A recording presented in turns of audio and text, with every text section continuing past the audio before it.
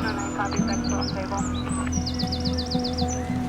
Engine 8 Battalion 1, back at 109. They need you hot to the front of the theater. So far we have one party down.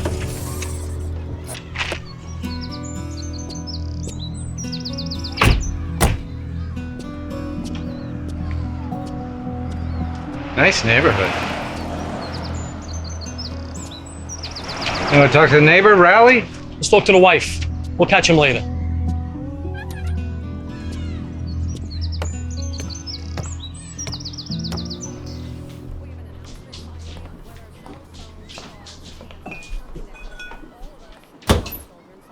Mrs. Forster, Marie.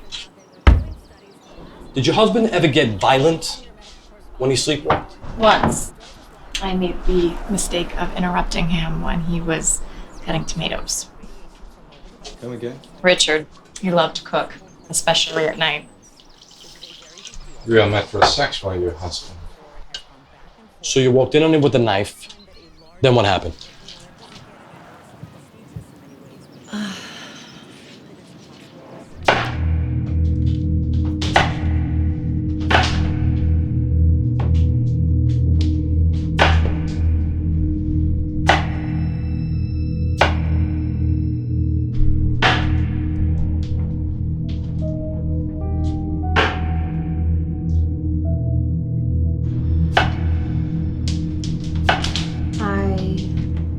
Turn on the light.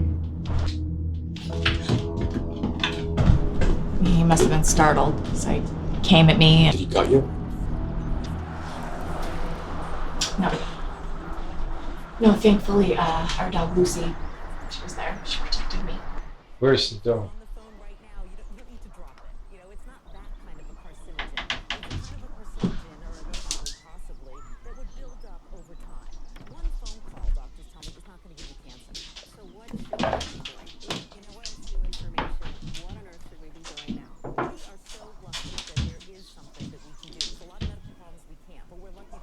She's gone. I'm sorry, this was... About 2 years ago. And since then, no other incidents? I don't get out of bed now. Except for the one time. I know it's unpleasant, but can you tell us about it?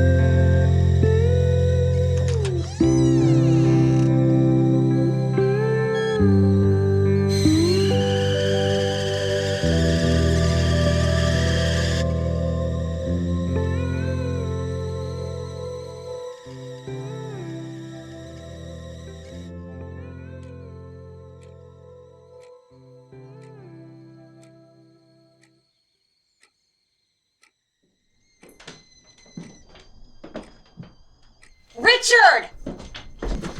Charlotte? Charlotte. Richard, what did you do to her? I don't know. I was in my workshop. What? Oh. And what was her father doing when you found them together? Nothing. Laying down, as usual. He was awake? Yeah, he was awake. Otherwise, he would have attacked me. Did your husband remember anything? No, he never remembers.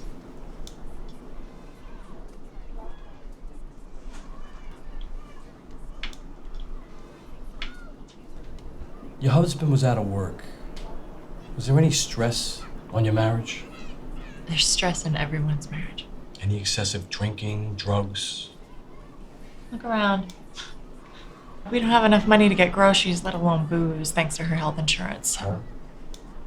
Charlotte. Are we done? Yeah, we're finished. Thank you. Gutless coward murders his own daughter, an invalid. He plans to escape using the sleepwalk out. Nothing surprises me, Mr. Joe. This creep will get off. Not if we do our jobs. Let's go grab some lunch. Crime makes me hungry.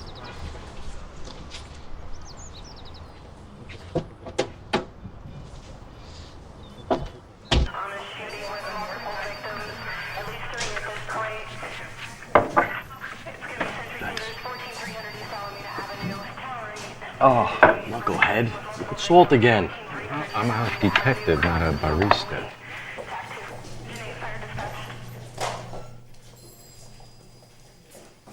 He's been iced long enough. Let's go get a confession.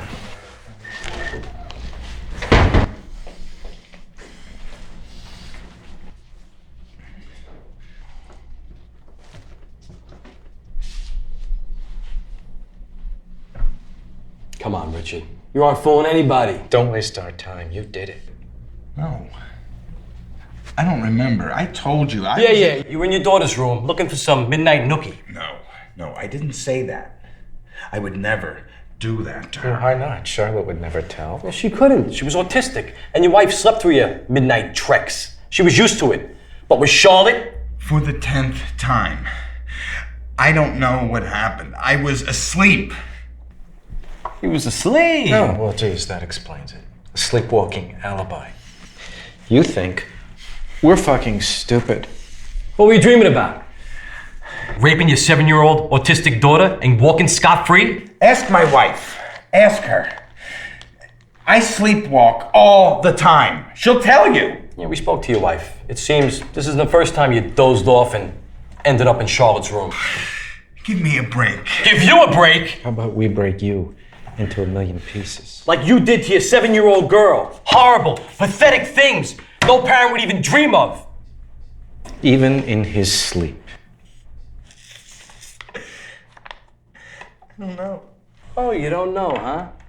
Well, lucky for you, we have a witness. Yeah, your next door neighbor. Saw the whole thing.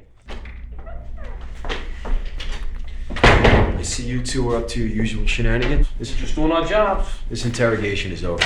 I'd like to speak to my client. Alone. It's all yours. Little advice? Yeah, what's that, Dresden? Make sure he doesn't fall asleep on you. He might get violent.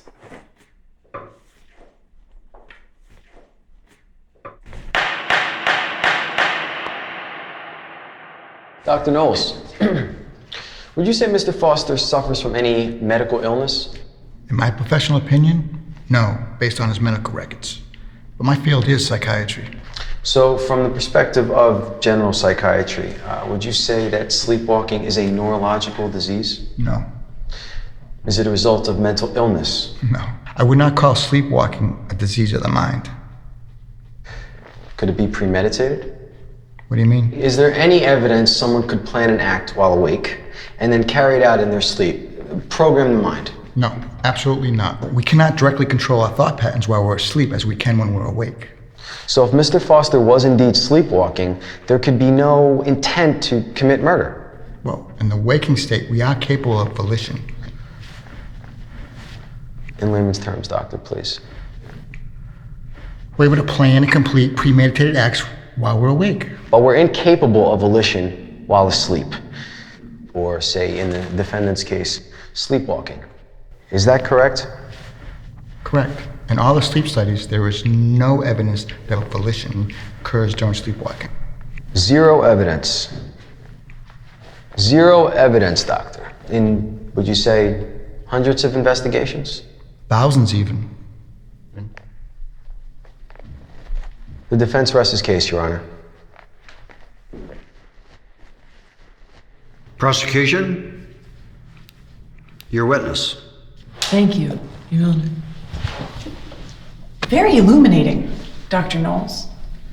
I don't have a medical degree, but if I understand correctly, you're saying that A, sleepwalking is not a neurological, psychiatric, or mental illness. And B, that it is a sleep disorder whereby the defendant would have no capacity to intend, nor any comprehension of the consequences of his actions, or any control while in the sleep state. Is that correct? That's an accurate assessment, yes. In your professional opinion, it would have all been an unconscious activity, completely uncontrolled and not premeditated, and your thousands of studies confirm this. True? Well, not my studies personally, but yes. And the entire body of works within psychiatry does show there could be no correlation to the waking mind.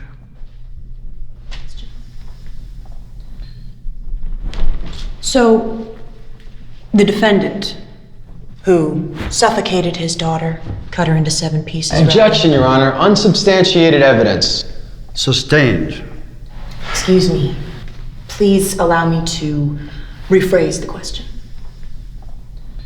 The defendant, who allegedly maimed and dismembered his daughter, wrapped her body in a garbage bag in the trunk of his car in front of a witness and drove 10 miles to a dumpster to dispose of her remains while wearing gloves, was sound asleep?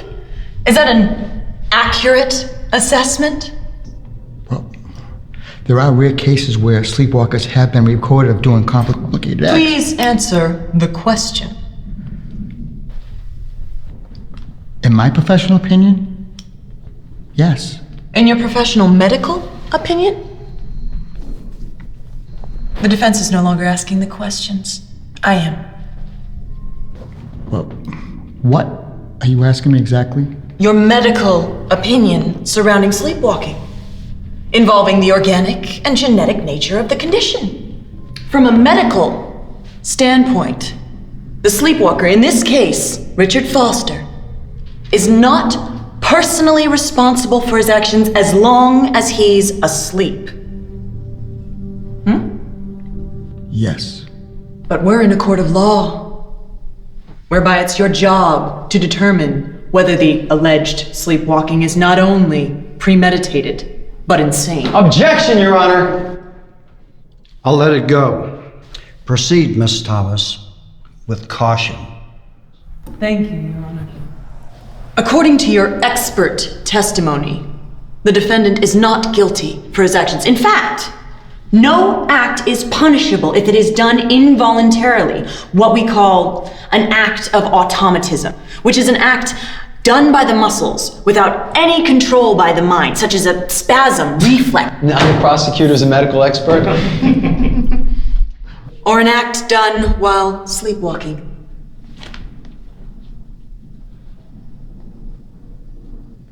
But in this case, ladies and gentlemen, the violence does not match the circumstances. Mr. Foster somehow entered his daughter's room. Maybe he picked the lock, we don't know for sure. What we do know from the autopsy reports is that he strangled her. We know that she screamed for her mother. Perhaps she screamed for her father to stop hurting her. But Mr. Foster was asleep. He couldn't hear. Mr. Foster dragged his little girl down the stairs to the garage. We know this because he left a blood trail. He took a hacksaw from his workbench and proceeded to cut her into 7 pieces. He tossed her in the trunk of his car like tomorrow's trash. He drove a full 10 miles and dropped her remains in a dumpster. We know this because his next door neighbor happened to be taking out the trash himself. Of course, it wasn't poor Richard's fault. He can't be blamed for his actions as heinous. as they are. He didn't have any control. He was asleep the entire time. That's what Dr. Knowles, the defense's medical expert, told us. The question you should be asking yourselves is not whether this act was premeditated or even if Mr. Foster was actually asleep the entire time. The question you should be asking yourselves is, will he kill again? 20 years ago, the defense's sleepwalking alibi might have worked. Lights, please.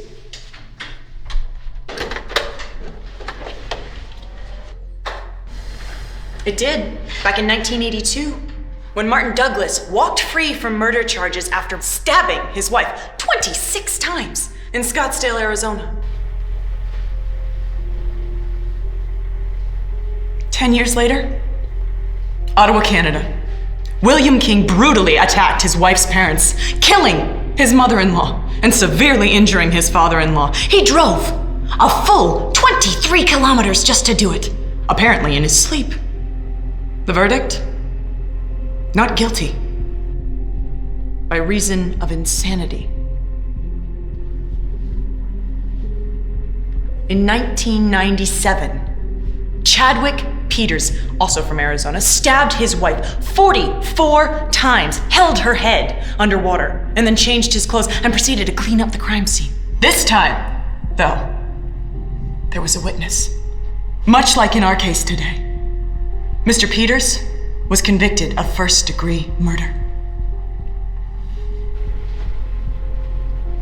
Again, in 2004, Ian Springstead bludgeoned his lover to death. His defense plea? I was asleep. Mr. Springstead was found guilty of premeditated murder. Lights.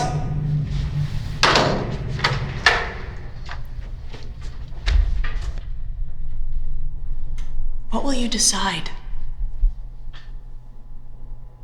The defense and its medical expert would have you set Mr. Foster free. But I beg you to consider carefully. We have bloody gloves with fingerprints inside as evidence, an outside witness to the crime.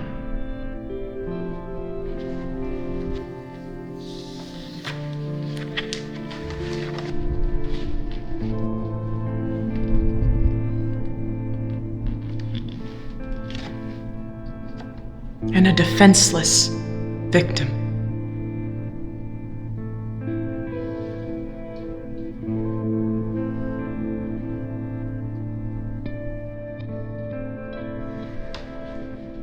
What will you decide?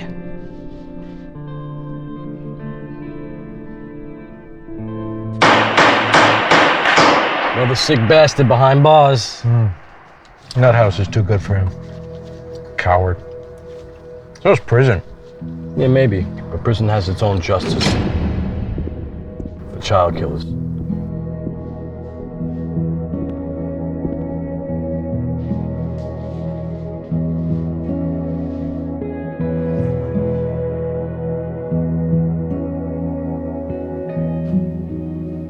That was a nice touch. Playing those gloves on that dude's workbench.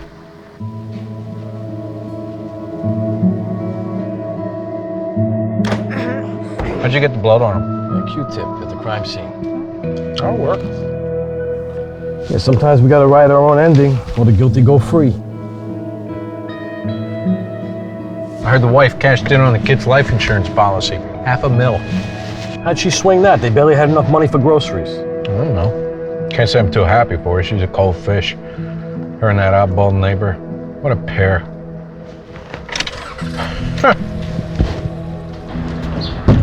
What's so funny? Friggin' Richard Foster. I forgot to give you this. Expecting us to believe he did all that in his sleep. Doing anything right now?